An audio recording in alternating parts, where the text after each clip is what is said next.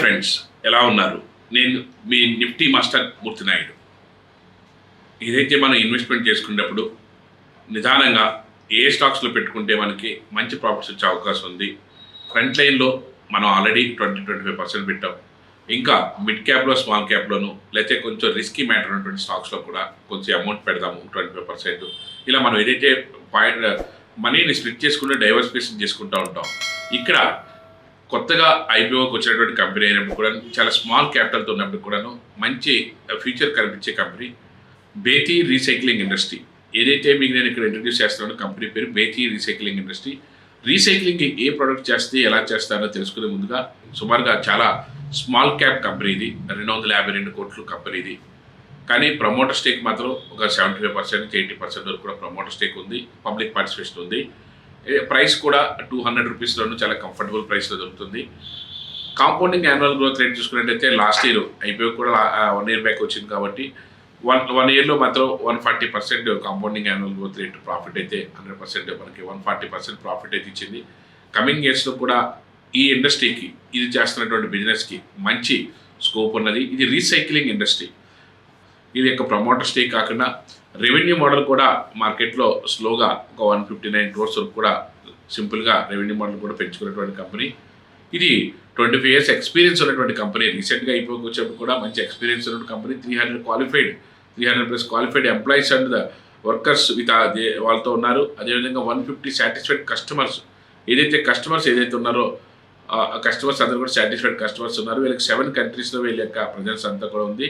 వీళ్ళ యొక్క sustainability last 25 years నుంచి కూడాను వీళ్ళు ఏదైతే అల్యూమినియం ఎలా ఏదైతే ఇన్గాట్స్ గట్ట అంతా కూడా రీసైక్లింగ్ చేస్తారో దానికి సంబంధించినటువంటి పిక్చర్స్ అన్ని కూడా ఇక్కడ చూపిస్తాను. వాళ్ళ యొక్క బిజినెస్ మోడల్ అంతా తెలుసుకునే ముందుగా వాళ్ళ యొక్క క్లయింటెల్ చూసుకున్నట్టయితే టాటా స్టీల్ కానీ, జేఎస్డబ్ల్యూ స్టీల్ కానీ, ఎస్ఆర్ కానీ, వీళ్ళు ఏదైతే రీసైక్లింగ్ చేస్తారో రీసైక్లింగ్ దగ్గర వీళ్ళు చేసే అద్భుతమైనటువంటి బిజినెస్ ఖచ్చితంగా కమింగ్ డేస్లో ఇంకా బాగా అభివృద్ధి చెందడానికి అవకాశం ఉంది. ఏదైతే ఇక్కడ ఇది ఇన్కార్పొరేటెడ్ 1994 బేతీ recycling industry manufacturing and trade of the non ferrous metals ఏదైతే ఉంటాయో దానికి సంబంధించిన ట్రేడ్ చేస్తూ ఉంటారు. అదేవిధంగా బీఆర్ఐఎల్ ఏదైతే బేతీ రీసెర్చ్ ఇండస్ట్రీస్ లిమిటెడ్ ఏదైతే ఉందో aluminium recycling company. It's completely purely aluminium recycling company, primarily engaged in the process of the aluminum based metals, scrap to the manufacturing aluminum alloys in the form of the ingots రూపంలో ingots aluminum alloy in the form of the ingots and the aluminum diox alloy in the form of the cubes and the ingots, shots and notch bars కూడా నేను ఇక్కడ మీకు పైన చూపించిన విధంగా ఏదైతే మనకు మ్యానుఫ్యాక్చరింగ్లో చేస్తున్నప్పుడు ఏదైతే ఇంగాట్స్ కానీ నాట్స్ కానీ ఏదైతే ఉన్నాయో దానికి సంబంధించి అన్ని కూడా ఇక్కడ డిస్ప్లే చేస్తున్నాను. ఇది బిజినెస్ ఓవర్ వ్యూ అయితే మాత్రం అల్యూమినియం దానికి సంబంధించిన దాంట్లో రీసైక్లింగ్ ప్రోడక్ట్లో ఇన్గాట్స్ కానీ, లేకపోతే క్యూబ్స్ కానీ, షార్ట్స్ కానీ వీళ్ళన్నీ కూడా చేసి దాన్ని రీసైక్లింగ్ ప్రాసెస్లో వీళ్ళు ఇక్కడ మంచి లాభాలు తీసుకుంటున్న కంపెనీ.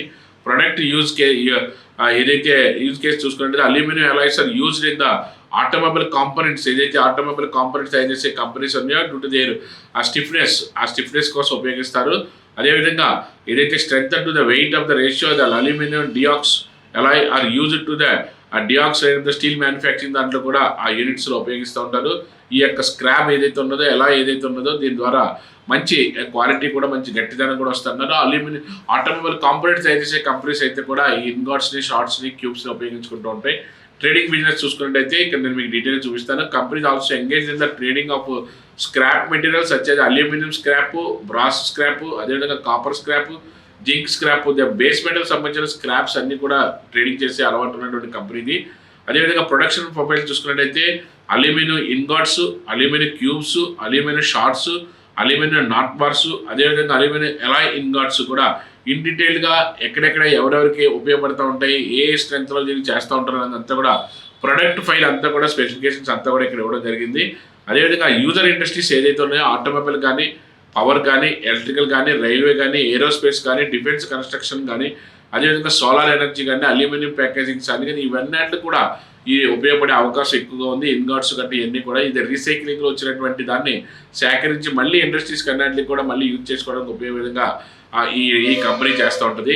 జియోగ్రాఫికల్ ప్రజెన్స్ చూసుకున్నట్టయితే డొమెస్టిక్ ఎంత ఉంది, లేకపోతే ఎక్స్పోర్ట్స్ ఎంత ఉంది. డొమెస్టిక్ అయితే union territories in India and mainly Gujarat and Maharashtra, Orissa and జార్ఖండ్లో ఉంది. అది ఎక్స్పోర్ట్ అయితే Japan, Canada, USA, China, Hong Kong, UAE, Taiwan ఎన్నట్లు కూడా ఈ ఇట్లా ఎక్స్పోర్ట్స్ కూడా ఉంది. రెవెన్యూ బ్రేకప్ చూసుకున్నట్టయితే ఇన్కార్పొరేట్ ఏదైతే మనకి డొమెస్టిక్ నుంచి ఎంత వస్తుంది అనేది మనకి ఈజీగా ఐడెంటిఫికేషన్ అవుతుంది. రెవెన్యూ మోడల్ కూడా from the sale of trade goods కూడా కంపెనీ జనరేటెడ్ ఎంటైర్ రెవెన్యూ కూడా ఇక్కడి నుంచి వస్తుంది. అదేవిధంగా లాస్ట్ మనకి IPO 22లో వచ్చింది కాబట్టి జస్ట్ మనకి 1 year పాటు మనకి ఇది ఫైనాన్షియల్స్ ఉన్నాయి కాబట్టి దీని యొక్క నెక్స్ట్ మాత్రం కమింగ్ డేస్లో ఏదైతే ఇక్కడ మనం చూపిస్తున్నగా అల్యూమినియం ఇన్గాట్స్ కానీ, షార్ట్స్ కానీ, ఎలాయ్ కానీ ఇవన్నీ కూడా మార్కెట్లో మంచి అవకాశం ఉంటుంది. వీళ్ళ యొక్క క్లయింటల్ బేస్ కూడా ఎక్స్ట్రాడినరీగా ఉంది కాబట్టి వీళ్ళకి నెక్స్ట్ ఈ కమింగ్ ఇయర్స్ నుంచి కూడా మార్కెట్లో మంచి డబ్బులు తీసుకోవడానికి అవకాశం ఎక్కువ ఉంది. కాబట్టి ఇలాంటి స్టాక్స్లో మనకి ఇనిషియల్ స్టేజ్లో ఇన్వెస్ట్ చేస్తే మనకి ఒక 3 years నుంచి 5 years డౌన్ ద లైన్ మనం పెట్టుకోగలిగితే మనకు అద్భుతమైన ప్రాఫిట్స్ రావడానికి అవకాశం ఎక్కువగా ఉంటుంది.